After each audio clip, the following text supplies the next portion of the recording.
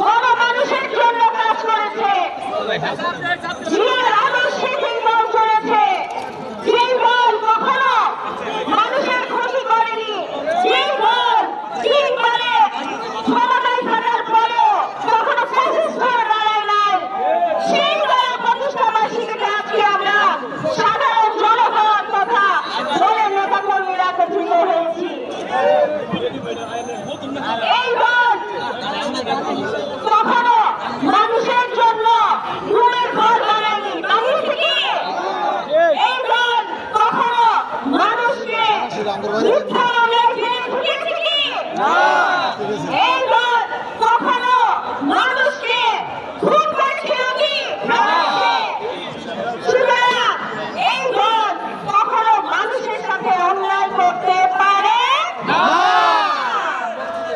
এই দল সেই দল, যেই দলের নেত্রী গণতন্ত্রের মা দেশের মানুষের জন্য জেল থেকেছিল।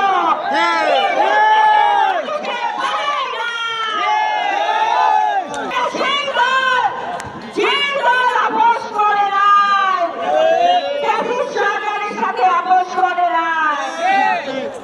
সুতরাং এই দল কখনো জনগণের সাথে বেইমানি করবে না।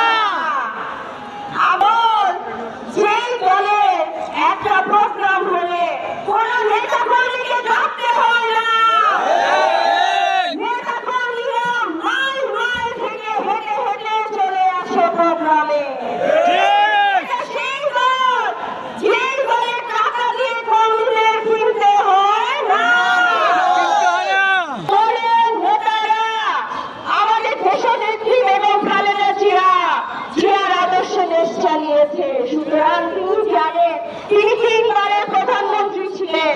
সুতরাং তার দেশ চালানো সম্পর্কে জ্ঞান বুদ্ধি আছে।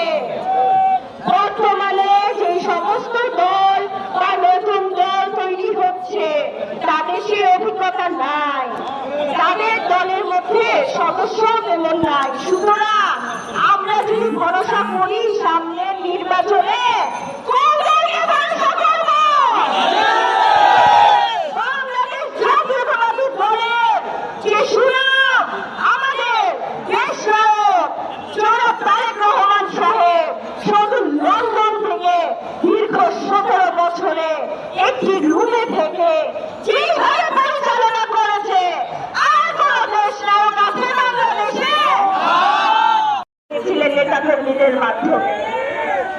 তবে একটা গোষ্ঠী আছে যারা বিএনপির নাম ভাঙানোর জন্য, বিএনপির সম্মান নষ্ট করার জন্য পেছনে পেছনে কাজ করছে।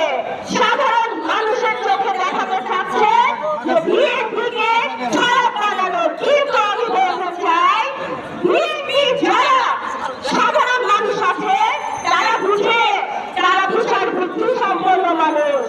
তারা দীর্ঘদিন 17 বছর দেখেছে ফ্যাসিস্ট সরকারের জুলুম, এবং সেটাও দেখেছে বিএনপি একমাত্র রাজনৈতিক দল ফ্যাসিস্ট সরকারের বিরুদ্ধে যেভাবে তারা মাঠে ছিল, সংগ্রাম